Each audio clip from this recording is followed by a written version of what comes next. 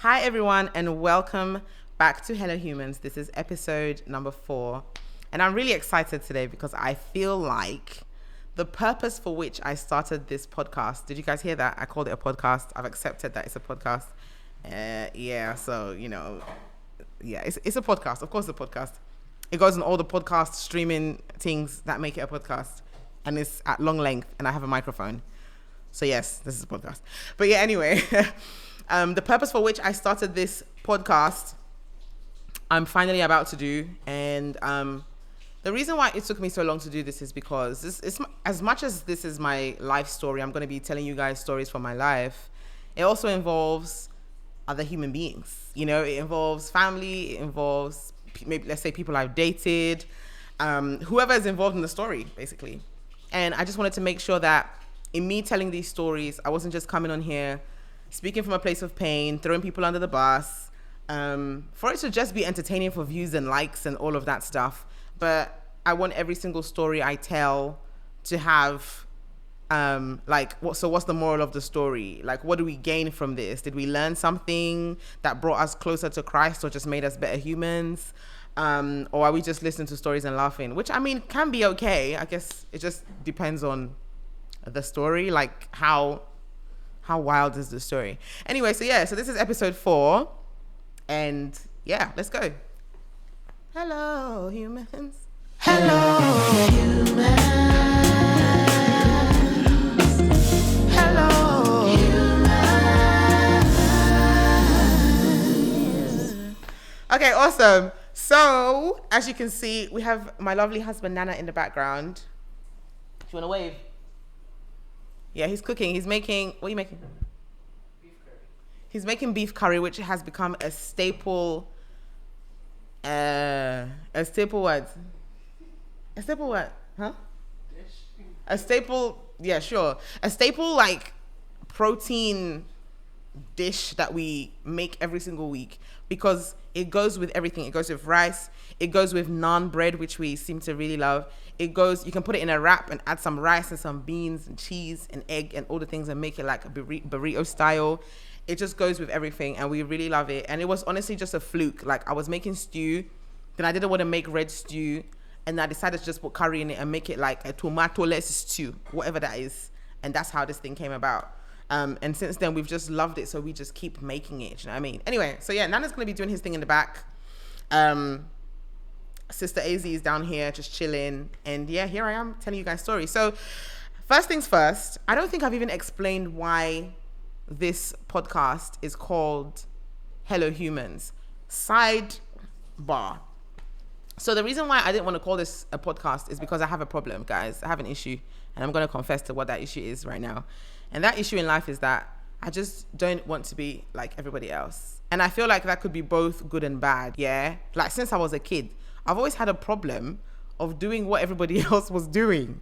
Like, my question would always be, yeah, but why? Why do we do things this way? Why does everyone like this? Why? I have a problem with trends sometimes. I have a problem with just, things that like masses jump on. My question is always, yeah, but why? Even to the point that, like, when I was in school, yeah, so from the UK, because I know some of you that are watching this are not from the UK.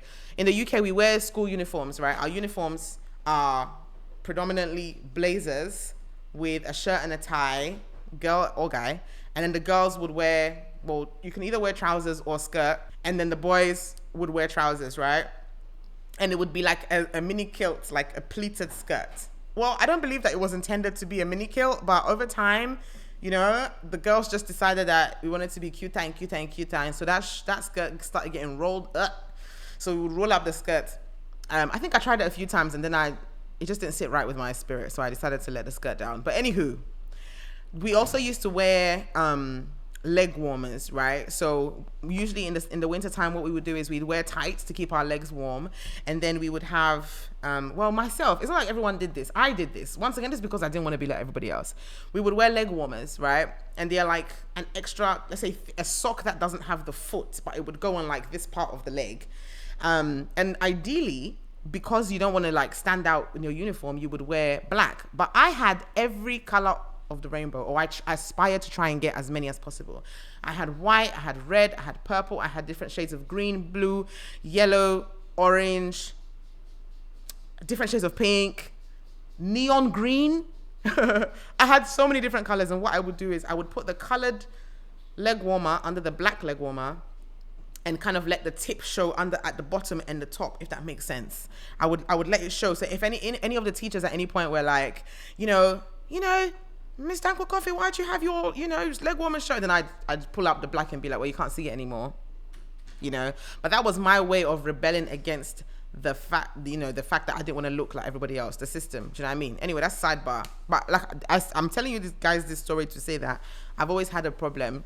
And I think that even where this podcast is concerned, that's one of the things that I guess God had to pull me up on. Like, as much as you don't want to be like everyone else, like, there's only so much authenticity you can have. You have to be like everyone else. We all eat, we all drink, we all do certain things, like get married, have children. Like, I'm gonna be like people in some degree. So is there a level of that that's just like authentic, or is there a level of that starts to become like prideful, like I'm looking at people a certain way? And I think I had to just be like, that's a great question. Anyway, it's a podcast, isn't it? So moving forward, we're calling this thing a podcast, and that's that.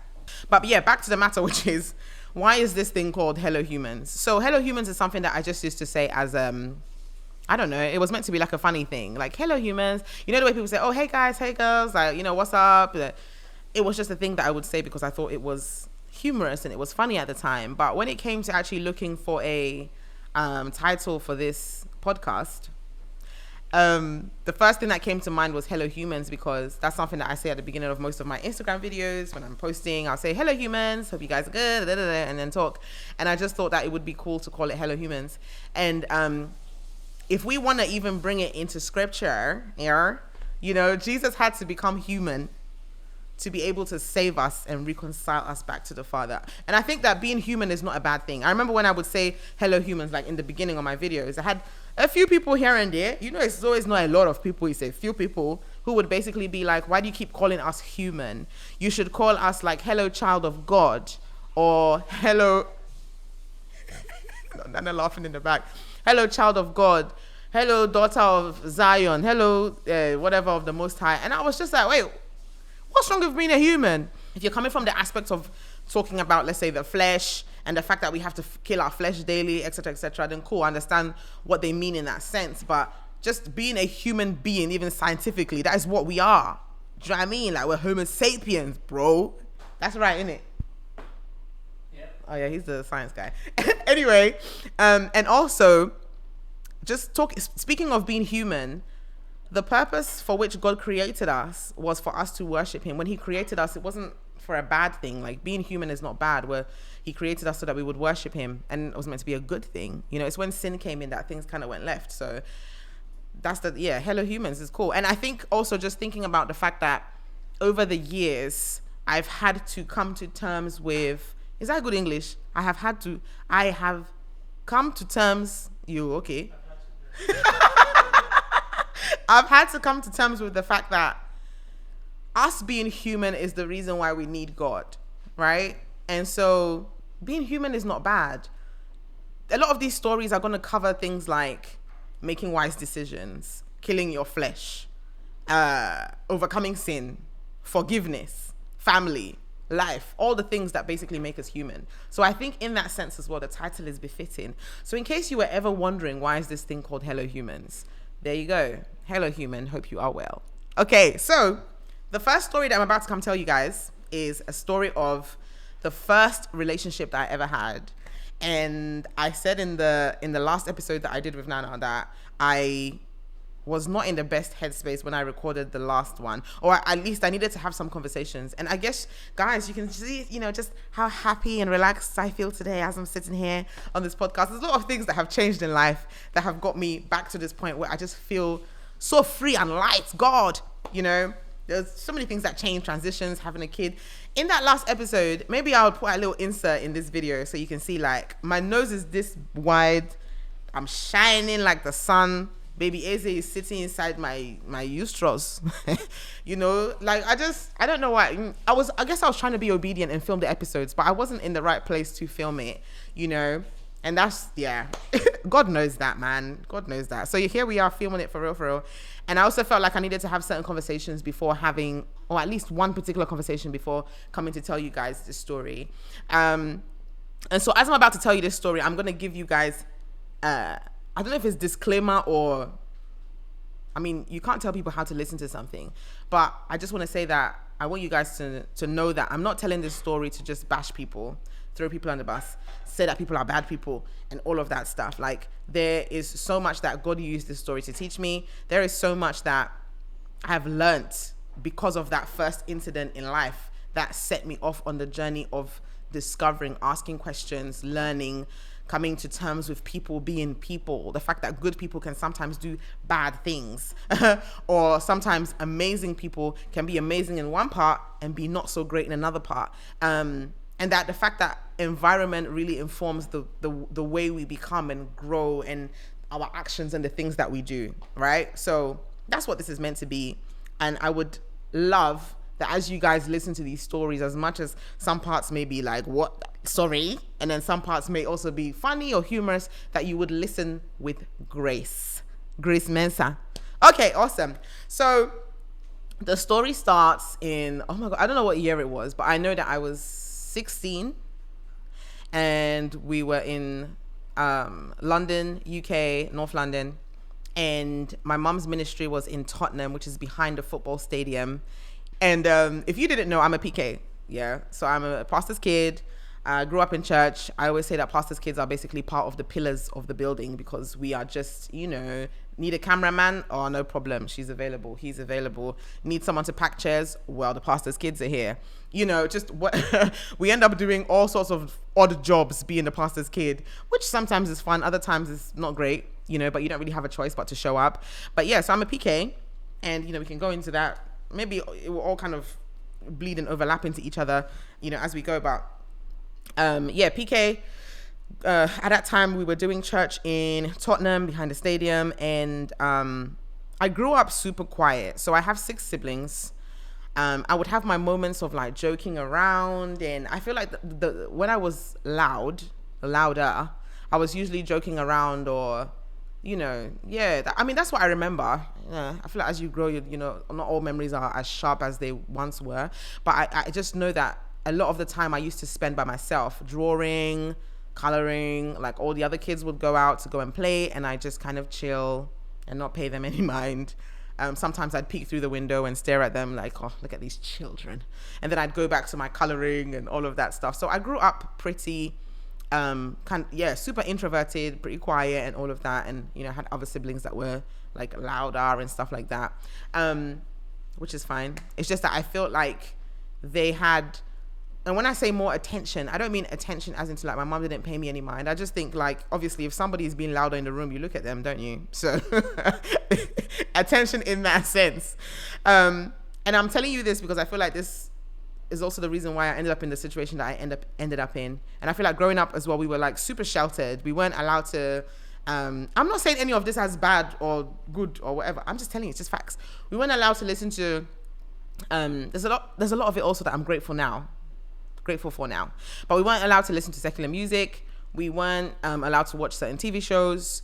There was even a point where we weren't allowed to watch TV, so we'd sneak downstairs and, you know, we'd have like a lookout and whatnot, and we'd watch TV and whatnot. And I feel like sometimes my mum knew that we were doing it, and other times she didn't. But, you know, that's, yeah, we looked out for ourselves to do the wrong thing. God bless us. And then there was a lot of things that we just didn't do. I was homeschooled until I was 10. So the first time I went to school was in Ghana, Accra. I was 10 years old, and I went to a school called Vic Hans Preparatory School, because that's how they say it in the Ghanaian accent, in it. And there was like 30 something children in that class, and it was like a fish being thrown, I shouldn't say into water, out of water into oil. It was very, very, very a wonderful time in life, like to just end up in a classroom of all these kids after being so introverted for so long. Even when my siblings were concerned, like, not that I didn't like them, but if too many of them came into the room that I was in, I would slowly back out of that room because I just felt like it was like sensory overload.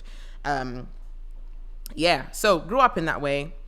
And I feel like my mom did her best in telling us certain things that like an African parent would tell you, which is, if someone ever touches your hair, let us know. Don't let people touch your this thing. it's not good, etc. And I feel like that was kind of it. We didn't ever have like official sex talk. We didn't ever have, a lot of us of this age didn't have those things. And so there was a lot that I was super curious about right from when I was young. Like from 4 years old, I remember being super curious about, like, why do boys have different thingy bobbies and we have different, why do we have different ones, and just curious, like, what does it do? What is it for? Things come out of there. I was super, super, super curious.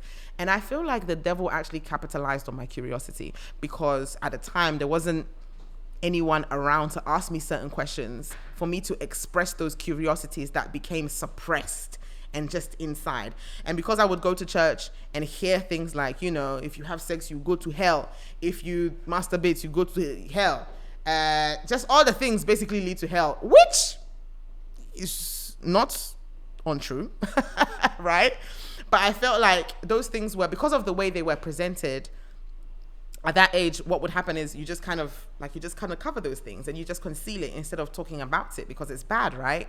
But being that curious about something and not having an outlet to talk about it can definitely lead to chaos and disaster. And I feel like that's what happened with myself. So there was a boy that came to church. His mum brought him to church to basically get him, I guess, right with God, because he had some allegations against him, and that was now affecting his status, potentially affecting his status in the UK.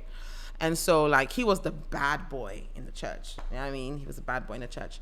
And I remember when he first came, or we first had some interactions, after church, all the boys would go and play football. There was like a park or a turf or whatever next to the church build, next to the school. It's a school, next to the school, so there was like a park and everything. The boys would go and play football and all, and he would go and play football. He was really loud. Initially, I found him like so obnoxious, because I was just like, why do you have to be so loud all the time? Like, what's up? I was just he's too much. Anyway, I don't know what happened this one particular day. I remember the scene in my mind, but I don't even know what we were talking about. And he spoke about something and was like, oh, if you give me your number, either we can continue to talk about it or something like that or whatever. Long story short, all I know is that I gave him my number, and, he called me a couple of times, and yes, I found him super, like, just still obnoxious and just kind of irritating. But the more we spoke, the more I started to kind of get intrigued, because I was like, oh, maybe he's not as bad as people have portrayed him to be. And so, yeah, we started to talking all the time. I remember being on the phone to 3 a.m. every single night, and then waking up at 6 o'clock and going to school. Like, you couldn't pay me to do something like that right now. You literally couldn't. And another thing as well, like, in me telling these stories, I want to tell these stories about the different relationships even that I've been in it before getting married, because all the different struggles that I've had before getting married, or even being where I am right now. Not even with marriage being like the end all be all, you still live after that. There's still things you grow and learn. It's just an event that happened in life. I got married. One of the reasons also why I want to really talk about this is because I believe that there's a lot of young people that will benefit from these stories, and the things that I have learned in life. And I don't believe that you have to, as they say, experience is the best teacher. I mean, for some people that is the case, because you will tell them 1,000 times and they will not hear a thing you said. They will have to go and experience it themselves, get hurt themselves, all that stuff themselves, before they are finally like, oh, I see why they told me that I shouldn't do this, that, or the other.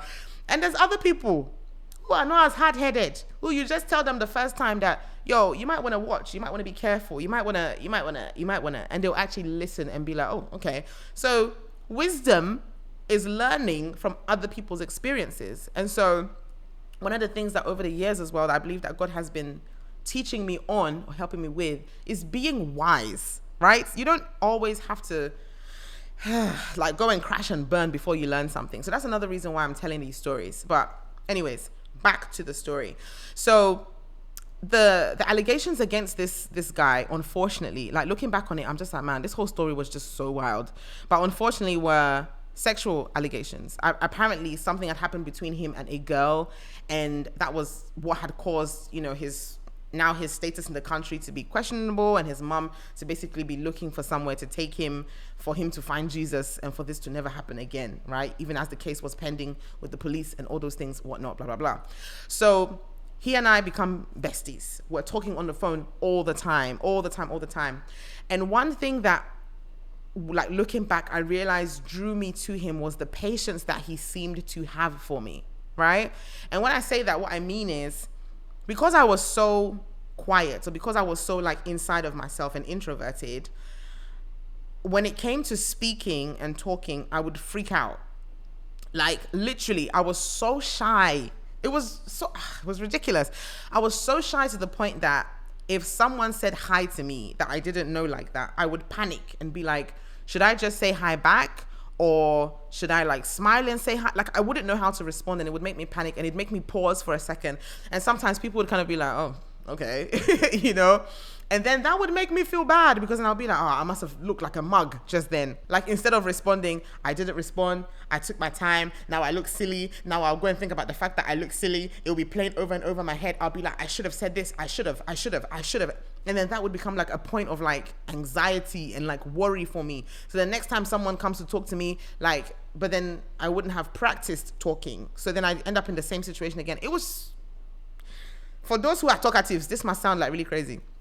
But I've spoken to a couple other introverts who have also expressed that, like, this is also a thing that they would like struggle with, like just responding and sounding cool when you do. Anyway, so he had patience for me in the sense that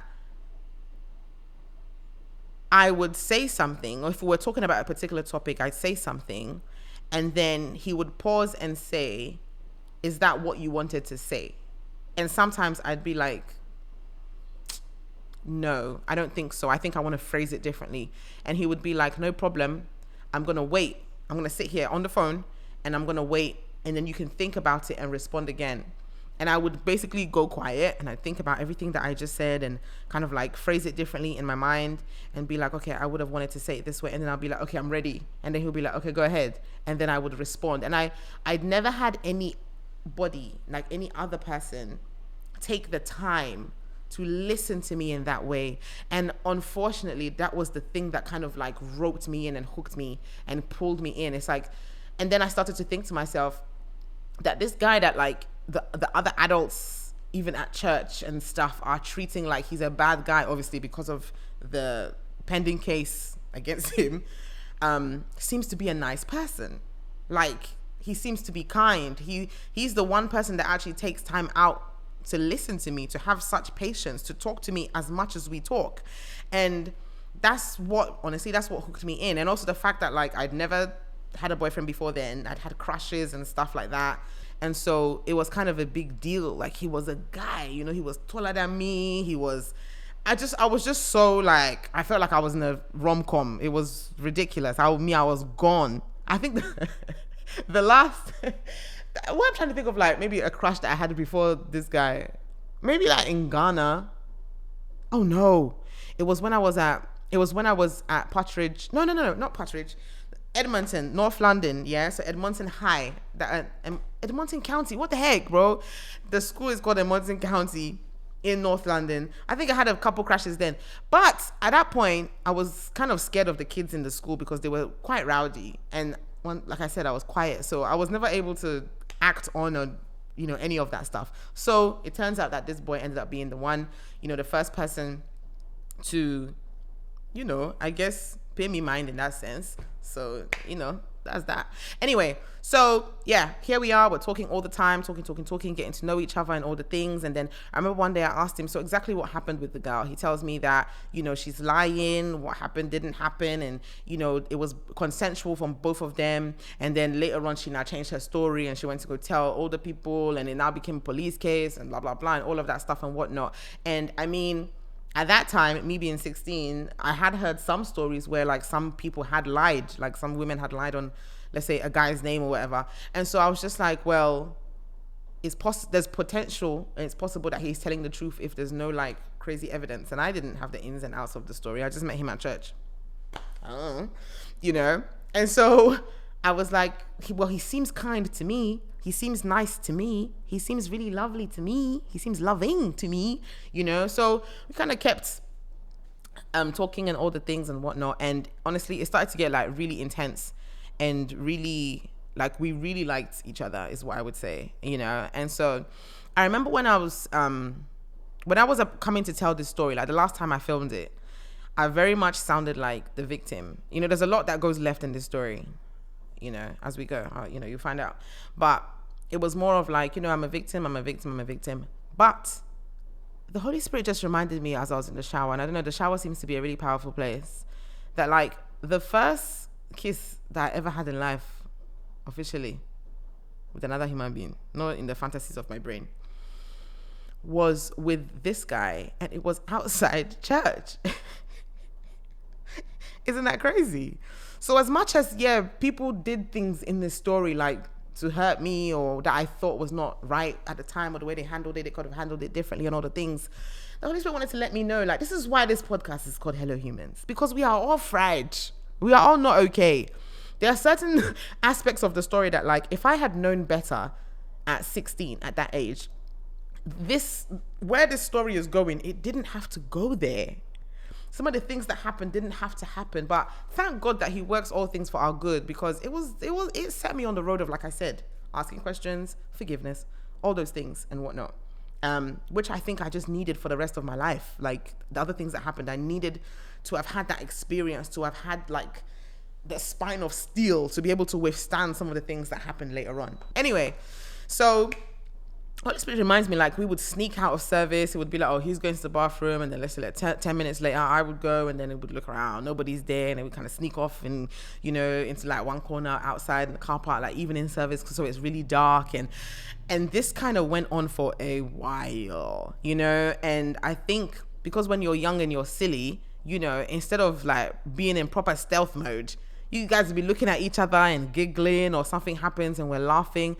Yo, one of the things that, like, it was so ridiculous was us, the pastor's kids and some of the other children. Anytime stuff would happen at church, and I know other pastors' children can relate to this, we would laugh so much. Like, we would find things that were funny. Either we were laughing at people, we were laughing at things that were said, we were laughing at people's accents, we were laughing at one of our friends that decided to learn to play keyboard and was playing the wrong chord. We would laugh and cry. We would laugh, sometimes have to run out of service. Like, it was just very, very, like, looking back on it, I'm like, man, kids growing up in service in church, like their whole life is church, can be so ridiculous, especially if we don't have, I don't know, like healthy, I guess, people looking over us in a particular way, you know. Like the ministry I go to right now, they have there is like a students ministry, and the children come in and they actually do something, and there's people like watching over them in that sense and whatnot.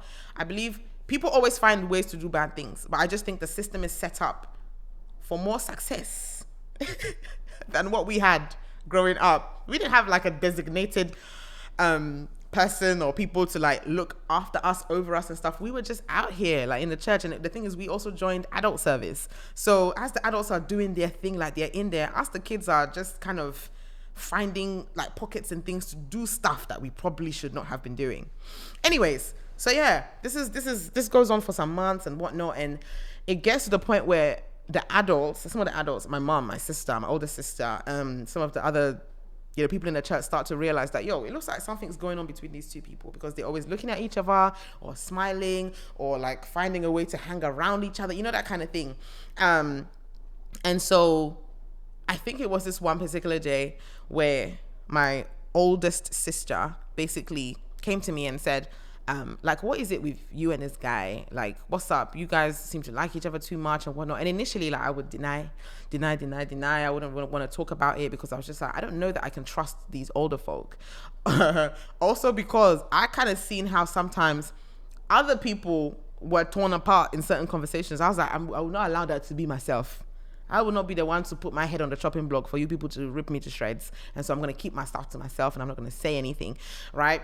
So I kind of kept this stuff to myself. I wouldn't say anything and all of that. And I remember, like, I would have to, this is where things go left. And I'm trying for this story to not be that long. But yeah, this is where things go left.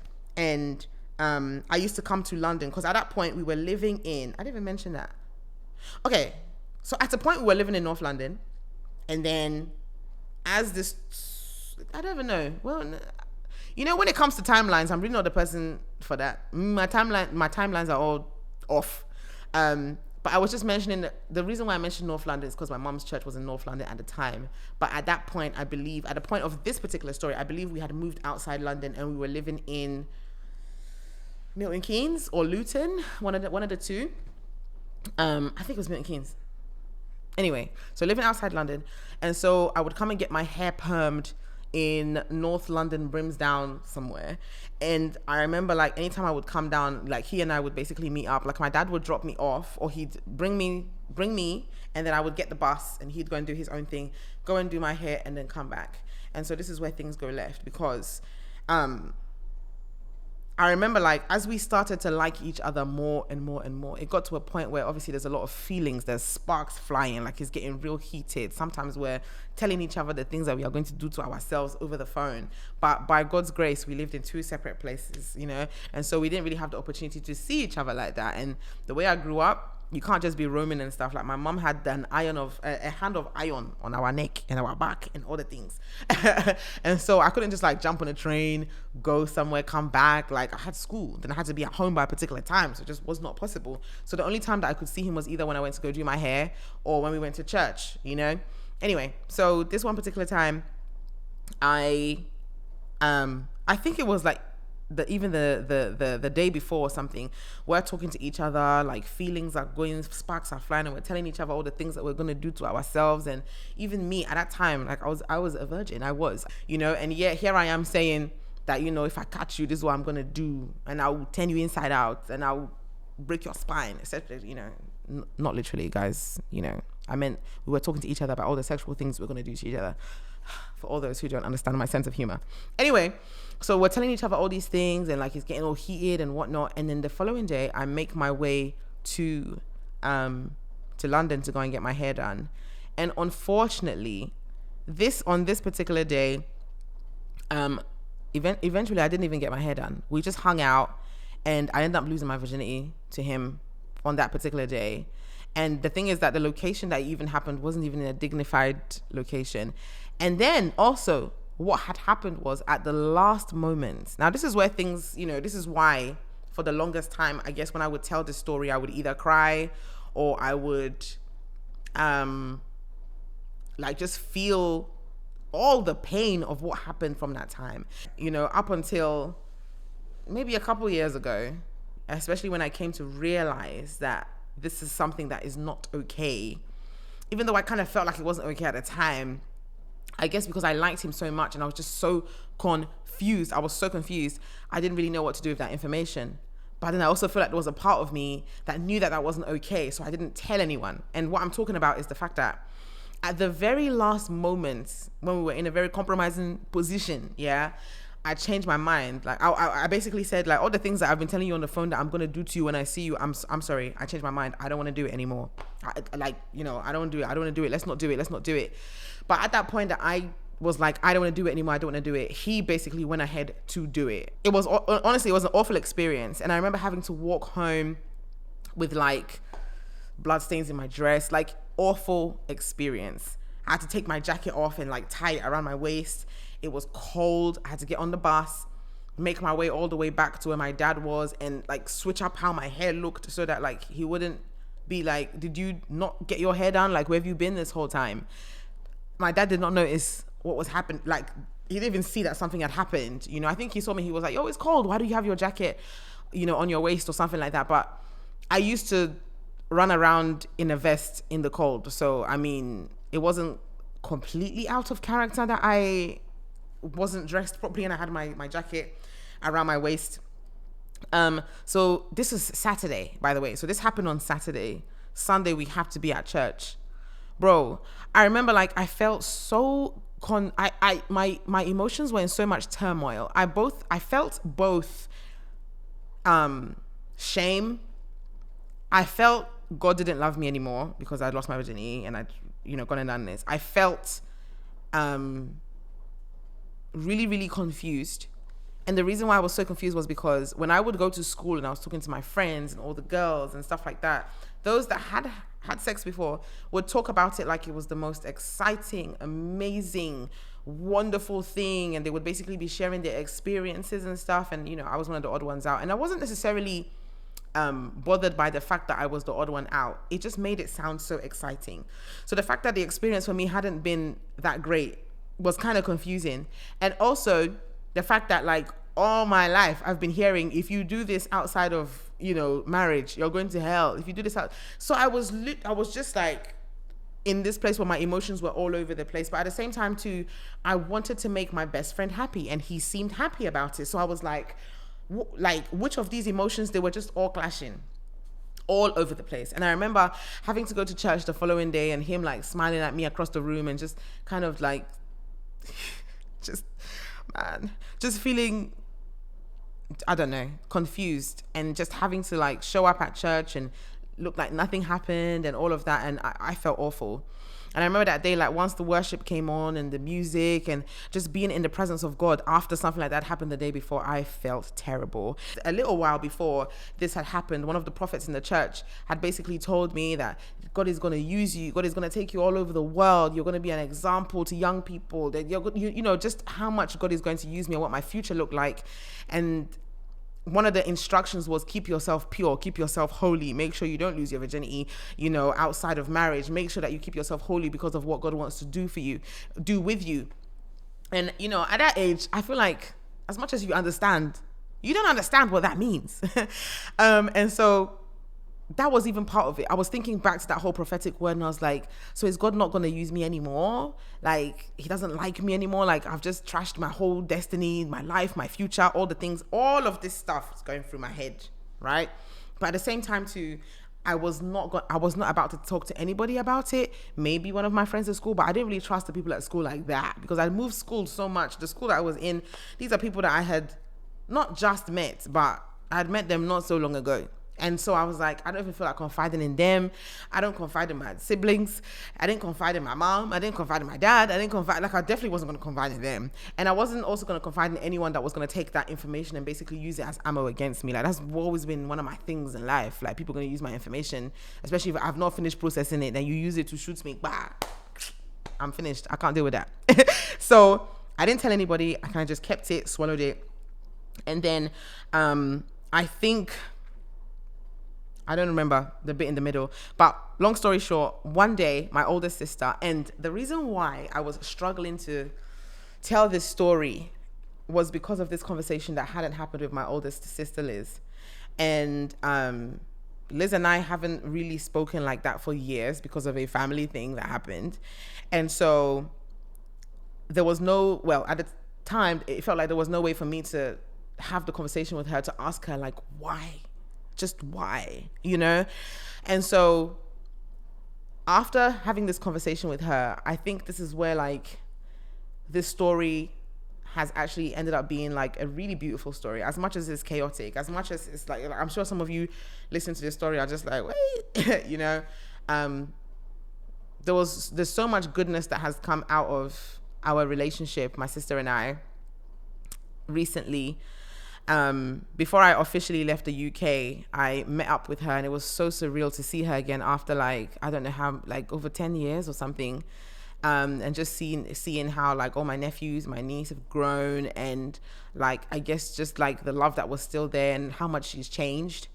Anyway, let's get back into the story and we'll come back to this. But my older sister, who was one of like my favorite human beings on earth. So for like to go from that to not communicating with her and the rest of my nephews and stuff like for a while, honestly was quite sad. But at the same time too, like I didn't want any smoke, so I also didn't involve myself, or at least kind of be like, why don't we communicate anymore because of the thing that happened with somebody else, Anyway.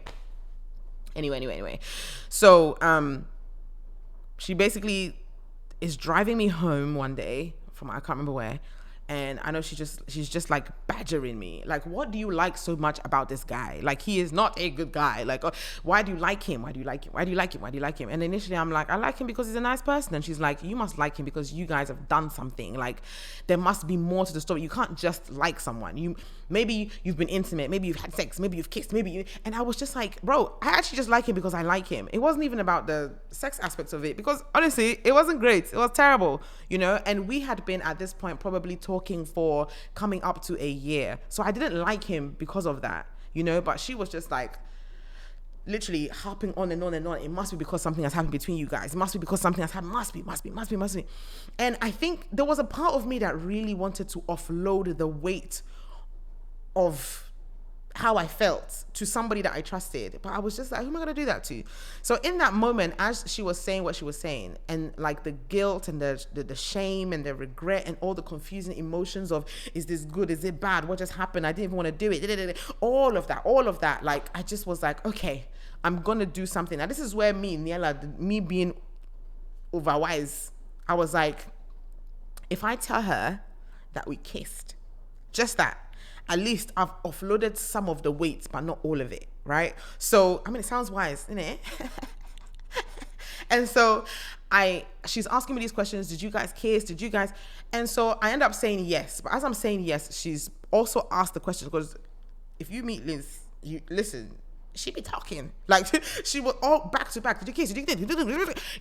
So as I'm saying yes, she basically said, did you have sex? And I think I said yes. And then she was like, oh my God, you did. And I was like, no, I wasn't responding to that part. I was saying yes to the kiss. So she's like, you just said yes. And I was like, no, stop confusing me. But then in that moment is like the weight of everything. I was like, I want to tell somebody. I want to tell somebody. So I'm like, okay, fine. Yes. So she's like, yes to. I'm like, yes to all of it. Yes, all of it.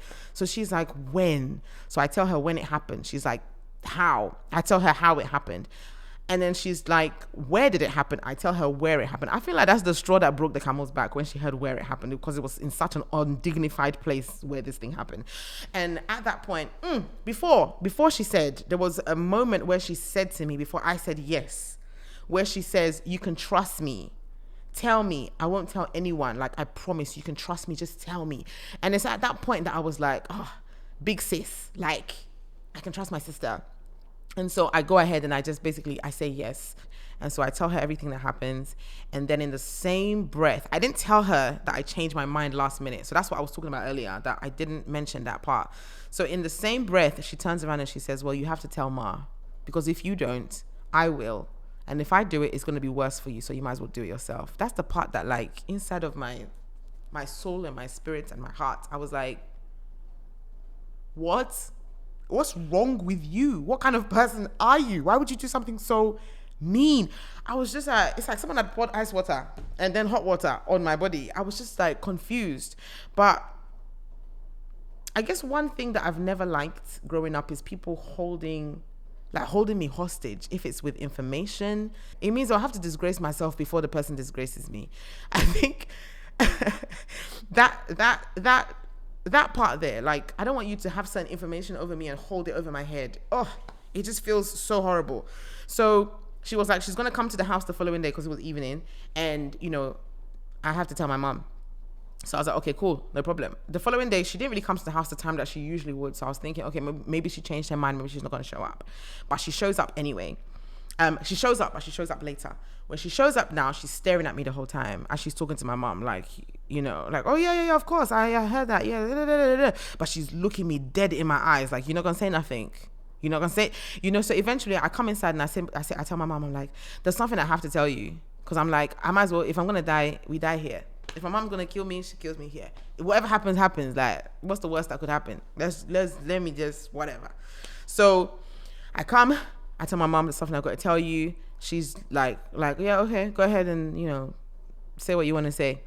And I'm like, well, I think I said something along the lines of, I'm not a virgin anymore. I lost my virginity to the guy. And then my mom responds and she says, oh, okay. Okay, well, that's between you and God. Like, your salvation is between you and God. So if that's what you did, what do you want me to do about it?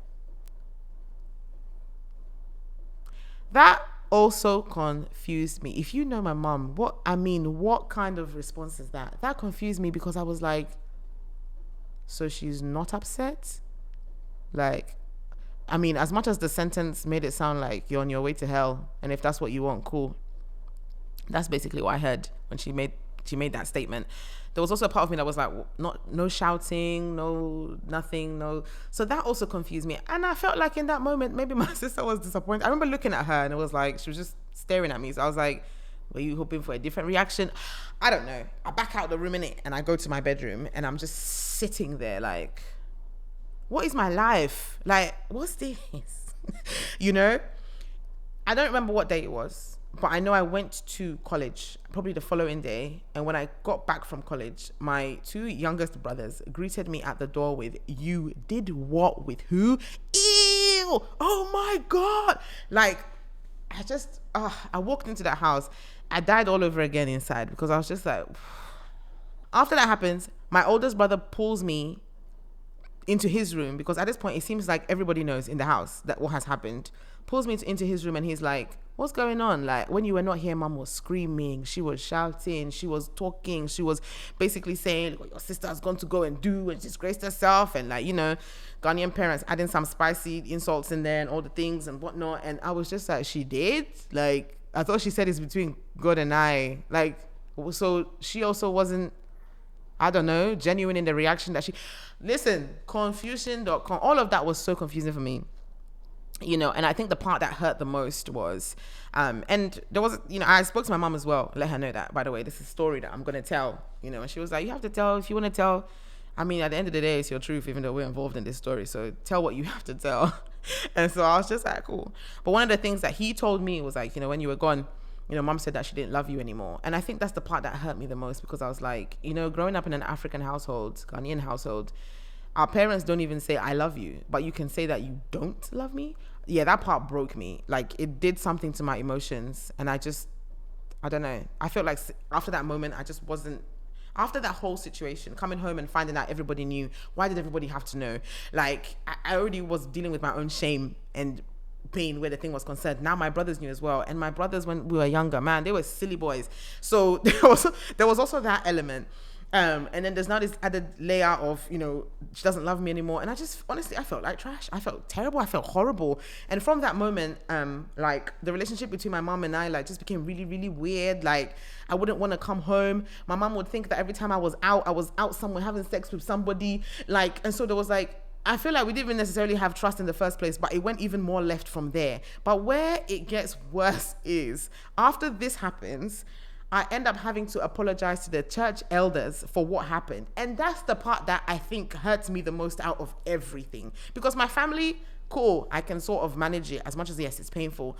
But where now this information has gone out or is going to go out to like the church elders and stuff, that's the part that like, it wrecked me because I was like, why do they have to know? Like, I know that this particular elder drinks too much. I know that one beats his wife. I know this one is not honest, And I was like, why does my sin have to go out to other people who are also sinners? That I know their own sin, not voluntarily, just because in passing, sometimes I'd hear certain conversations, which, I was just like, So I had to apologize to the church elders. And I remember like being so devastated that day that like, I think I apologized on my knees. Like, they were in a circle. I was on my knees. I apologized. At that point, I don't think I was crying like that, but obviously I felt horrible. And then the boy and his mom were also sitting there because I guess, like some of the things or the way that it was presented at that time is like, I had allowed the devil to use me to try and destroy my mom's ministry by allowing this thing to happen, which I was like, what are you guys talking about? I was just a 16-year-old girl trying to understand these emotions that she was feeling and also felt and believed that I had found love for the first time. Like, this guy even proposed to me and said, will I marry him? And I said yes. And he bought me a ring from, I don't know where he bought it from, but he bought me a ring and I would wear this ring when I was going to school and college and stuff. And I genuinely believed like I was in love and I'd found my person. So at no point during that was I thinking to myself, oh, if I do this, I'm going to destroy my mom's ministry successfully. Yay. Like, what? You know? And I think that's the part that also hurt me, that do you guys really think that's what I was trying to do? Like, I'm just trying to navigate being a teenager, and a bit of a silly one at that. Do you know what I mean? So I remember being in the circle, apologizing to these church elders, and then turning to my mom and saying, I'm so sorry for being such a bad daughter, or something like that. And in that moment, I just remember her just looking at me. She didn't really say anything. She was just staring at me. And I took myself, that felt like trash. I went to go and sit outside the church service, and I just cried. I wept and wept. It must have been like an hour. And one of the other ladies in church, she was also young, like she just came and sat with me, and she put her hand over my shoulder, and like she said, it's gonna be okay. Like, it's okay. It's gonna be okay. It's okay. It's gonna be okay. And God bless her. I think after many, many, many years, I told her a couple of years ago, I was like, thank you so much for sitting with me and saying that, because it meant so much in that moment. And I remember, like, when I told her that, like, my eyes, I welled up, because I was like, you didn't have to do that. Nobody else seemed to be treating me like a human being at that point. It was like I was number one enemy of the state. And so it was nice, even in that moment, that God used her to comfort me, because I was so crushed and so broken because of the way the whole thing went, and the way the situation was handled. And it was handled that way because of, you know, one of the scriptures in Corinthians somewhere that I'm going to dig up. But basically, if somebody amongst you sins, that person has to be removed from the midst of you. But yeah, that was, I guess, the reasoning behind me having to apologize. Or I feel like some of the scriptures have been crossed, the wires are crossed, you know, like if your brother offends you, take him to the church elders and whatnot. Anyway, that was basically the reasoning behind me having to apologize to the church elders, which honestly really hurt me, because my thing was, this elder, like, these people do pillow talk. Like, he's going to go and tell his wife, it's not just staying in this room, it's going to go to other places. And I genuinely felt like after that moment, there were people in the church that treated me differently. Maybe it was in my head because of my own guilt and shame, and the fact that I also felt like trash. But I genuinely felt like people treated me differently. And, the relationship between me and my sister also struggled because of that, because it was like, I can't trust you with anything ever. Like, this was the biggest thing that I wanted to trust you with. And, you know, look at this, you know? And so, yeah, things just really struggled from there. Things started to get worse. Now, what's the moral of the story? What's the point in me telling you this? I'm telling you this story because it's a story of forgiveness. And I think the fact that the Holy Spirit walked me through, now I can say Holy Spirit, but I would just say thoughts would pop into my head at the time that would allow me to cope, because I became so depressed. I even had suicidal ideations, especially like in the latter part of my teens. At this point, I was like 16. The guy was 18, by the way. So I was about 16. By the time I got to like 19, 20, I was so depressed, it hurt. And I didn't feel like, at some points, I didn't feel like I wanted to live. I didn't feel like I wanted to keep going, because I was like, what's the point of any of this? Like, I never did any of the things that I did out of malice. I would realize that there were people that didn't go to church and they didn't serve God the way we did, but they seemed to be happier, you know? Which is something that God even debunked later on in my life, because there were certain moments where I would meet friends from like college and stuff, and I would think that they lived happier lives, and maybe we're sitting down talking, and they're now telling me that, oh, by the way, during the time that we were in college, I was going through this, I was in gangs, I was going through depression, but we would all come to college and just put our best foot forward and just kind of laugh and joke around and all that stuff. But people were going through things, you know, with no outlet, with no way out, with no relationship with God or anything. Like, everybody was going through something, but we just never spoke about it because we just weren't that close. And so I realized how the devil had even used that perception to like that idea to warp my perception and mind to think that other people had a better experience than me, so I should try and do some of the things that other people are doing, or at least kind of dip my toes in. And sometimes I would now get there and be like, oh no, I don't want to do it anymore, you know. Like, all of that confusion as a teenager. I feel like being a teenager and going through like your early 20s or even all the 20s sometimes is the most, everything is heightened, emotions are heightened, feelings are heightened, things that we think are so important to us at that time. Later on in life, you realize it's not even important. You didn't have a certain style, or you couldn't afford certain clothes. Because of that, your world is ending. Your friends have a particular type of phone. You don't have the phone. Because of that, your world is ending. Other people are going to the particular club. You can't go to the club. Because of that, you now feel like a weirdo. Your world is ending. Like, I just really want to highlight that when you're in your teens and you're young, things feel so much more intense than they really are. And you get locked up and sucked up into realities that are not real. Like, you believe that it's a reality, but it's not real, you know? Like, the phone that I had when I was, let's say, 16 or whatever, if you gave me that phone right now, I don't even want it because it's dead. Do you know what I mean? Like, time changes, things change, people change, situations never stay the same, you know? And I feel like if somebody had sat down with me when I was younger and told me certain things and had certain conversations with me, I would have made better choices. But that didn't happen. And so here we are. So here I am, bearing my truth and vulnerabilities and all of that with you guys, hoping that it will cause you, like, maybe you'll resonate with something in this story and it will cause you to go to God and start to pray about these things. Because that's what I did. Eventually, I felt like I couldn't trust anybody around me. And so I just decided to pray.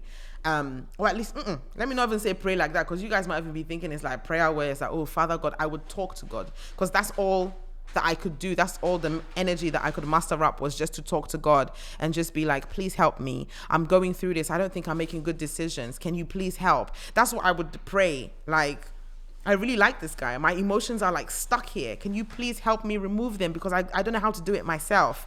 And God would answer all those prayers. I'm so grateful for God. Like, God would answer all those prayers. And even when it came to me forgiving my sister, that the way God presented it to me at the time was, and I know it sounds a bit crazy, guys, but this is how my brain works. I'm sharing it with you. But if somebody is not okay in a certain aspect of them, because I think that's what would confuse me. These are my first examples of God, my parents, my older siblings, the elders, and all of that stuff around me. And yet I would see the humanity in them when they would make decisions that were not great, or sometimes they would do certain things to each other, say certain things about each other that wasn't great. You know, kids, we're just around, so you hear, you see, all of that. And it's like, how can you be so amazing as a preacher? Or how can you be so anointed and prophesy? How can you be so kind when it comes to, let's say, other people's children? But then when it comes to this, you're not so great. You're not so disciplined. All those different things were just running through my head. And I'm just like, God, how can people who are supposed to hear from you make such decisions? Because I just genuinely didn't believe that Jesus would have known all the emotions and feelings that were going on inside of me and the chaos that was happening, and would have treated me with such like lack of empathy. Because God knows everything. And those thoughts would kind of like run through my head, like, God knows everything. God knew that I wasn't intentionally doing this to be evil or to do something bad. So he wouldn't treat me this way, you know? And so the Holy Spirit says to me in that moment, like, if somebody is not okay in one part, like, I can be walking around and I can be totally fine, and you wouldn't know that I have a health condition, right? Someone can be perfectly fine in this particular aspect. They're giving, they're kind, they are loving, they are gentle, they are faithful. I'm just mentioning the fruit of the Spirit at this point. Like, they're good in all these aspects, but they don't have self-control. And so where self-control is concerned, you can literally see like a 360 different version of the person when it comes to them controlling themselves, because they haven't worked that muscle. Like, it doesn't exist in them. And so the Holy Spirit said to me, this is how this is how I interpreted it into my own human mind for it to make sense to me. If somebody was unwell on the side of the road, like if there was a crackhead, would I argue with the person? Like, would I go up to a crackhead and try and argue with them and tell them that the way you treated me is not good, you should stop shouting and spitting? No, because they're not going to understand, because they're a crackhead. So the same applies to people that are wearing clothing, suits, skirts. Some of us are crackhead in one part of ourselves, and we don't know unless we let the Holy Spirit work on that part of us. And sometimes we don't even know to let the Holy Spirit work on that part of us, right? So how do you let God work on a certain part of you if you don't even know that you should give it to him in the first place? And these are the thoughts that started to like run through my mind and kind of allow me to look at someone, regardless of the fact that the person had hurt me in such a way, and forgive them, because I was like, if you had known better, or if you, let's say you had compassion or empathy to the level and degree that you should have, you wouldn't have acted the way you did or treated me the way you did, or you would have taking your time to ask questions like, why did you think that was a good idea? What's going through your mind right now? What do you actually feel after that happened? Do you feel guilt? Do you feel shame? Do you feel like I would have been able to express myself that in that moment, I felt like God didn't love me anymore. I was now struggling with my faith. I was struggling with my belief. I started to question, why do we even believe what we believe? All of a sudden, I wasn't even sure I wanted to be Christian anymore because I felt like I had not been shown kindness. I had not been shown love. I had not been shown any empathy in that moment. Like all these different things were running through my head. Now, to crown all of this off, this boy ended up with another charge, which was also sexual related, right? And then he was now deported from the country. And I remember when he was deported, the joy from the older people then, like, oh yeah, he's gone. Now you no longer have access to and all of that. And I was broken. I was so heartbroken because as much as, like I said, I changed my mind the last minute. I never told anybody that part, by the way, because there was a part of me that was like, you guys don't even know the full story and look at how you're treating me. If you'd known that I changed my mind the last minute, maybe I wouldn't be treated this way. But at that point, I didn't even know that that was not okay, which is also ridiculous. Some of you are going to hear this and be like, how do you not know that's not okay?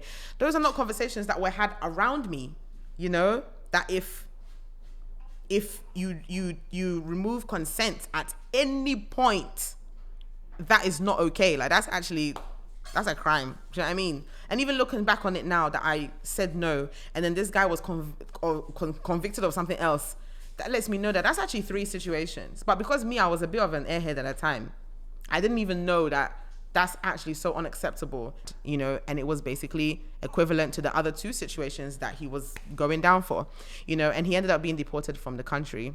I'm going to end that part of the story here, because I know it's a really, really long story, but I also know that there's a lot of us who have experienced church hurt in one way or the other. I don't like the word church hurt because it's people who have hurt us. It's not the whole body of Christ that came to your house and hurt you, or came to your church and hurt you, or that did something to you. It's individual human beings that did something that you didn't like, that hurt you, but I'm going to use it anyway because that's the term that we know, but I know there's a bunch of us that have been through certain really, really crazy experiences, and we feel like we can't trust God anymore, or we can't trust people anymore. But God used people to save me, and God used, like, in the midst of that, for some reason, I knew that I could trust God. And I'm just so grateful that I knew that, and that was in my spirit, because I feel like I really would have lost myself, like even more than I did. After that experience, I had some other crazy experiences. I feel like I spiraled, which I will talk to you guys about probably in the next episode. But I'm just so grateful to God in the way that he would speak to me in those times, and the thoughts that he would drop in my mind, like what I just shared with you guys, even though I used the crackhead analogy, which is kind of fried, but that is the honest truth of how things played out in my mind. And it helped me so much, and I was able to forgive. Before I officially left the UK, my sister and I sat down and we had a conversation, and she apologized. She was like, I am so sorry that things happened in that way and that I did that. And she was like, I really felt that I was doing the right thing. She was the youth pastor at the time, and she was in charge of all the youth, and I guess in charge of, or just making sure that people were living holy.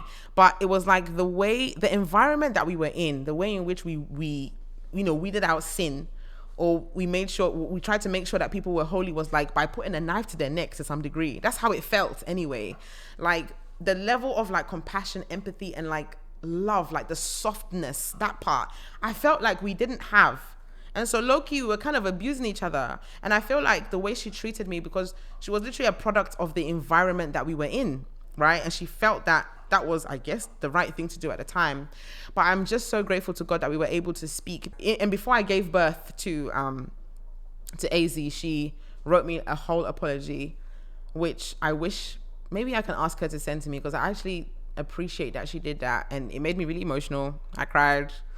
And she was like, you're just basically saying that she's so sorry for how she treated me at the time and how things had gone, and it shouldn't have been that way. And I just really appreciated that, because I think after being away and after God taking her on her journey, and maybe one day I can bring her on the podcast and we can talk about some really cool things, because she's really cool. She's still one of my favorite human beings on earth, even after those many years. She's awesome. Love you, Liz. But yeah, even after all of that, like just to see the reconciliation I was really grateful for. And I felt like God knew that I couldn't officially leave the UK without that. I don't want to call it closure because the chapter's not closed. We're still we're still cool. Like if anything, we are maybe even stronger than we were over 10 years ago, because now we have things in common that we can talk about, like life and the paths that God has had us on, and they're very unconventional and very different and kind of weird. I've had a baby, she has 5 kids. We're able to relate on certain levels that we wouldn't have at the time. And so she's been so instrumental in my life and with Nana, and like just giving advice and all the things. And I'm just so grateful for her. And I just didn't even see that would happen before I left the UK, but I guess God knew that I needed it. And so like just to see all these new chapters and things that God is doing in my life, and just to see where she is and how we even have similar journeys in some parts where like we left everything that we knew and God had us kind of starting over and rebuilding our convictions like brick by brick. Like, why do we do the things we do? Why are we the people that we are? It's just amazing to see. And so I just wanted to share this story that, as crazy as it is, that, some of you know me as Minister Niella, and I've never shared some of the things that have happened in my life, like crazy stories. Crazy stories that my first boyfriend got deported from the United Kingdom to Jamaica. Isn't that wild? I want to share these stories because I want people to know and understand that our humanity doesn't have to be the reason why we hold grudges, we don't forgive. Like, even the best of us have done some really crazy things, And so just for you guys to know that we are human too. Ministers are human too. People who God might be using in the spotlight are human as well. Sometimes I think we put, like, I don't know, celebrities or people that we look up to, like, on such a pedestal that you might think that the things that you're going through, nobody has been through those things before. Hello, humans. So just wanted to let you know that after this intermission, you'll notice that the audio gets a bit weird, and it's because something happened with the mic. We did our best to save the audio and boost it up, so it does sound quite different from the rest of the video. But just wanted to give you that disclaimer, just in case you're wondering what happened. God bless you. And that's just not true. We all struggle. We all have things that we're dealing with. We all have reasons why we need God every single day. And yet some of these stories, I think, hold so much wisdom, or at least the experience anyway. So yeah, I just wanted to share it with you guys. I want to share the thought process, I guess the thoughts that God, the Holy Spirit, impressed upon me that helped me to cope with such difficult times and still make it out sane. Because even though I'm kind of saying it in a lighthearted way, honestly, they were really dark times, and they were painful times. They were physically painful. And so some of you are even watching this video and like you're dealing with, let's say, depression or suicidal thoughts and all of that, and not knowing what your purpose is or what the point of anything is or why things have happened to you in the way that they've happened to you. I just want to say that I understand, and I've been there, and it gets better, but you have to let God come into your life and help your thought process, change you, restore you. And, that also comes by reading the word of God, not just listen to podcasts like this one and just laughing or being like, oh, cool. If she could do it, I can do it too. That's great. But the work really starts when you give your life to God and you're just honest with the help that you need. But I'm just glad that God is able to take messed up situations and still bring something beautiful out of it. So yeah, I'm really grateful for that. And there's so much more, I guess, that I would want to share, with my life. But, watch this video, share it to anyone who's ever been through some sort of, I guess, church hurt, or has experienced certain things that have caused them to not trust God anymore. Honestly, God can be trusted. God didn't do anything. It's his children. His children are crazy and be doing crazy stuff. And the fact that there was even a time that I look back on myself and I was like, yeah, if I'm also doing things that don't make sense, or even giving people access to me, even if the hurt that they hurt me was 95%, if I gave them 5% and that 5% was to walk into my life or to give them access, and that access now caused me to be hurt 95%, and it means that I still need God, because it means I'm not wise enough to not give 5%, And those thought processes really changed my life and really caused me to just do differently and value myself differently. But I still have more stories for you guys. It's not like after this things got better. They actually got worse. There's a story of me being, shipped to Ghana by my mom. How me and my brother ran away. There's a story of like when it comes to relationships, and I know like sometimes it's like, why do we talk about relationships so much? It's because God created us to be in community. And so unfortunately, a lot of experiences that we're gonna have are gonna be around relationships. Even relationships, romantic relationships, platonic relationships, family relationships, all kinds of relationships, because that's just who we are. I guess the question is, who's talking about relationships and in what sense are they talking about relationships? And is it in a good way? Is it in a bad way? Is it someone who is saved? Is it someone who's not saved? What are their values? What are their understanding? All of those things around relationships. But that's all we do. Relationships. I mean, look at the man in the back. Relationship. The child in front of me right here. Relationship. That's all that we do is relationship. When we go to service, we relate with other human beings. All we do is relate. When Jesus came and they asked him, what's the greatest commandment? He said, love the Lord your God. And then he said, do what? Love your neighbor. Okay? So we're going to keep talking about relationships. And I have quite a lot of stories surrounding relationships for you. Okay? I'm the girl that dated the footballer, the good guy, the road man, the guy who seemed like he was serving God with all his might and soul and power, but he was a devil in disguise. And then now on to this wonderful gentleman who's actually a great person, but we're going to get into all those stories. We're going to talk about, even me coming into the music industry in Ghana, Stars of the Future, being a minister and being in sin, being reckless, God sitting my behind down and teaching me a few things and humbling me. Let's talk about all those things. Let's talk about the things. I know some of you are also curious. Why did I start wearing head ties? Why did I move to the United States of America? Like, what brought me to all these things? We're going to talk about it. Don't worry. And I'm going to have some guests here and there, and it's going to be really fun. Oh my gosh. But yeah, I wanted to start off with this wild story. But I hope you guys have enjoyed the story. I don't even know if I should say enjoyed the story, but I hope you've taken something out of the story. I know some parts I made humorous and other parts were serious. And I didn't want to come on here and just be like, oh my God, I'm such a victim and things happen to me and so sad and boohoo and cry, because I've cried enough where these things are concerned. I want it to be more about the lesson from the story more than me just being a victim and telling you that our people hurt me. So yeah, that's where we're at. And I think my daughter is starting to shout at me. So I'm going to go. But God bless you guys. And I will see you on episode 5.